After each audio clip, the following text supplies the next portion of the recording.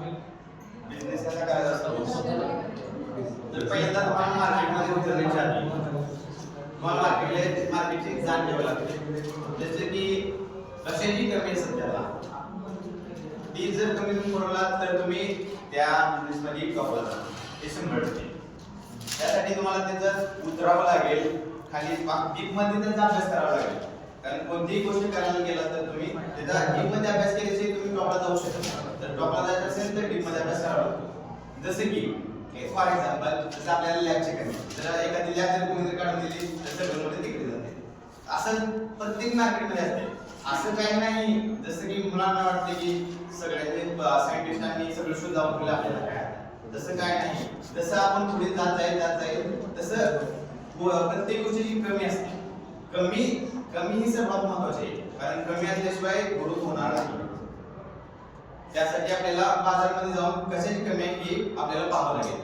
तर नंतर तुम्हाला समजा जर कुठली कमी कळाली मार्केटमध्ये तर ती कमी का आहे, कशामुळे आहे आणि मार्केटला आपण कुठली गोष्ट भारीमध्ये देऊ शकतो. म्हणजे आपण जर गेलो बाजारामध्ये एखादी जर पॅन्ट 1000 रुपयाला मिळत असेल दुकानात, तर ते दुकानातून कंपनीतून दुकानापर्यंत ही गोष्ट त्याला मध्ये जे रिटेलर्स असतात म्हणजे जे व्यापारी असतात त्यांच्या मार्फत पण देण्यासाठी तो खर्च होतो. ती पॅन्ट कंपनी 100 रुपयालाच बनते, पण ते दुकानदारापर्यंत येऊस तर 1000 रुपये किंमत का होती त्याची, तर 1000 रुपये किंमत होते. त्याचे कारण काय असतं तर मधले जे असतात ना ते पैसे खातात. आता कंपनीनं जर रिटेलरला जर 100 रुपयाला दिली तर तो पुढच्याला 300 रुपयाला देतो. पुढे जे असतात तर ती दुकानदाराकडे 1000 रुपये देते.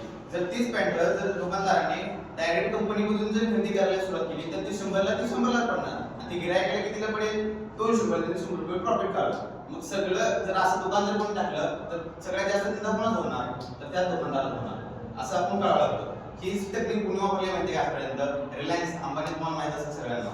त्यांनी ज्यावेळी सुरुवातीला अंबानी सुरुवातीला कुठला देश आहे तो भूतान नावाचा देश आहे. सुरुवातीला त्यांनी त्या देशात कामासाठी गेले होते. तर त्यांना तिथं कामासाठी गेले होते. तिथं त्यांनी तिथलं आणि तिथं कशाचं काय होतं ना त्या सगळ्यात मोठी गोष्ट तिथं व्यापार सुरुवात कुठून झाली तर तिथं चांदीचे सिक्के होते. आपल्याकडे जसं स्टेज असतात तर तिथं चांदीचे सिक्के होतं. तर त्यांनी काय केलं ते चांदी सिक्का असतात तर पिघळवायला सुरुवात केलं आणि ती जर 5 रुपये सिक्का असेल चांदीचा पण त्याची ओरिजिनल किंमत किती होती चांदीची 6 रुपये. तर त्यांनी काय करायला सुरुवात केली चांदी पिघळवून ती 5 रुपये सिक्का 6 रुपयाला असं बाहेर देशाला ट्रान्सपोर्ट करू लागलं. ज्यावेळेस तिथे कमी पडू लागली चांदी सिक्क्यांची गव्हर्नमेंटला कळायला लागली की चांदी सिक्के चालले तर पुढे चालले. त्यामुळे त्यांनी काय केलं त्यांनी ते देश सोडला. देशातून ते आपल्या देशात वापस आले पुन्हा. मग त्यांनी इथं आल्यानंतर त्यांनी आपलं पुन्हा कपड्यांचा बिझनेस सुरू केला. म्हणजे कपडे ट्रान्सपोर्ट करायचे. त्यावेळेस कसा नियम होता भारत सरकारचा जर बाहेर देशाला तुम्ही जर 100 रुपये पाठवले तर त्या देशातून तुम्ही 100 रुपयाचा माल वापस घेऊ शकता. असं चालू होतं. मग त्यासाठी म्हणजे आपल्यातनं जर ट्रान्सपोर्ट वाढावं त्यासाठी भारत सरकारचा नियम होता. त्यावेळेस त्यांनी त्याचीच तकनीक सुरू केली. आपल्यातनं माल पाठवायला लागले बाहेरच्याला. आणि रिलायन्सची जी तकनीक आहे त्यांनी डायरेक्टली कंपनी प्रोडक्ट बनवून त्यांची जागोजागी दुकान आहेत स्वतःची. रिलायन्स मॉल बिल सगळे त्यांचे स्वतःचे. त्यामुळे त्यांनी कंपनीनं स्वतःचा माल डायरेक्ट दुकानात पाठवला. त्यामुळे त्यांनी आज अंबानी टॉप आहे. आणि असं झालं अंबानींचं. तर मार्केटमध्ये आपल्याला दुसरी गोष्ट म्हणजे एड्यात काढायला यायला, कारण आपला प्रोडक्ट विकण्यासाठी आपल्याला एड्यात काढायला यायला.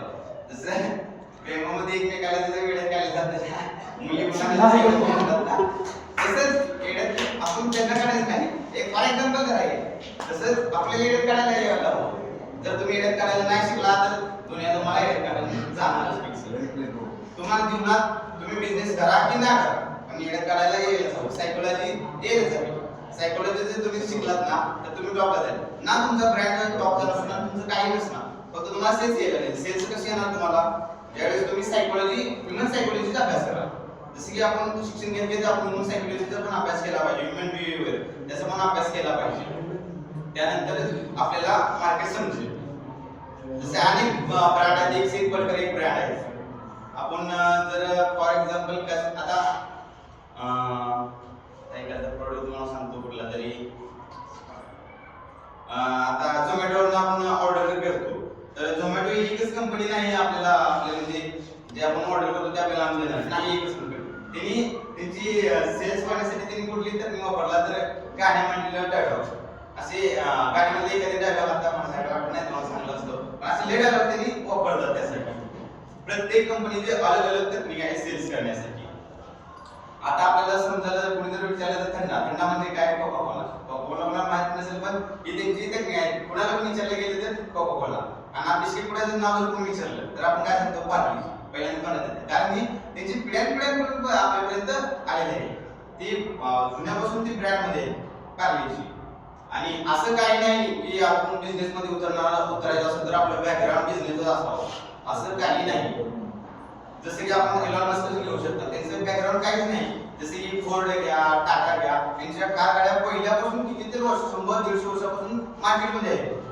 आणि जर एलॉन मस्कने जर असा विचार केला असता यांनी मोठे त्यांच्याकडे खूप पैसा आहे यांनी काही करू शकतात आपलं कार कशी येईल बाजारात त्यासाठी त्यांनी तसा विचार नाही केला त्यांनी विचार कसा केला मला आणायचं आहे तर आणायचं आहे कसं आणायचं तर त्यांनी जर टाटा सारख्या फोर्ड सारख्या मॉरिस सारख्या जर कार गाड्या त्यांनी बनवल्या असत्या म्हणजे पेट्रोल चालणार तर त्यांची गाडी खपली असते का ऑब्विसली नाही त्यासाठी त्यांनी काय केलं तर नवीन टेक्निक त्यावेळेस टेस्ला नावाची एक कंपनी होती जी कार तयार करत होती पण त्याची कशी व्हायला लागलं त्याची प्राइस खूप वाढत चालली म्हणजे त्यांनी करत होते कार पण त्याच्याकडे टेक्निक त्यांनी विकसित केली होती लॉस मध्ये कंपनी होती त्यावेळेस एलॉन मस्कने काय केलं जी पेपल कंपनीचं त्यांना नुकतंच काढून टाकलेलं होतं त्यावेळेस त्यांनी पेपल बनवलं होतं त्यांच्याकडे पैसा होता त्यांनी त्याच्या मुळात पैसा होता त्यांनी असं करू शकत नव्हते की त्यांनी लाईफ मस्त मध्ये जगू राजासारखी लाईफ जगू शकतो पण त्यांनी तसं काय नाही केलं त्यांनी निमा पैसा आपल्या टेस्ला मध्ये लावला टेस्ला कंपनी घेतली आणि तिथं ती ग्रो करून त्यांनी 10-12 वर्षात आज टेस्ला कार गाडी जगात टॉप आहे कारण की त्यांनी रिसर्च अँड डेव्हलपमेंट कारण रिसर्च अँड डेव्हलपमेंट ही प्रत्येक कंपनीची असतेच कारण रिसर्च अँड डेव्हलपमेंट शिवाय काही नाही जर तुम्ही रिसर्च अँड डेव्हलपमेंट जर नसेल तर काही उपयोग नाही कारण कधीही कोणी येऊन तुम्हाला उडून जाईल रिसर्च अँड डेव्हलपमेंट त्यांनी केली टेस्ला मध्ये इम्प्रूव्हमेंट केली आणि आज टेस्ला कार गाडी टॉप आहे आणि पहिले कसं समजत होती की जी आपल्या स्पेस एजन्सीज आहेत ते फक्त सरकारचेच असतात त्यांनी तसा विचार नाही केला सगळे जे म्हणत होतं आणि त्यांची जे आजकालचे जे रॉकेट आहेत एलॉन मस्कचे ते आकाशात जातात पुन्हा वापस धरतीवरून हायस्ट लँड होतात हे जे तिथे म्हणत होते की शक्य नाही त्यांनी 4 प्रयास केले सुरुवातीला पहिला fail second fail third fail ज्यावेळेस 2006 ला त्यांचे सक्सेसफुल झाले ना त्यावेळेस त्यांना अक्षरशः नासाकडून 15,000 कोटींचा त्यांना म्हणजे पहिल्यांदाच त्यांना चेक देण्यात आला म्हणजे ऑर्डर देण्यात आली त्यांची रॉकेट सोडण्यासाठी त्यांची त्यासाठी कारण त्यांनी विचार केला नाही कारण त्यांना माहिती होतं जर मी दुसऱ्यांना करायला गेलो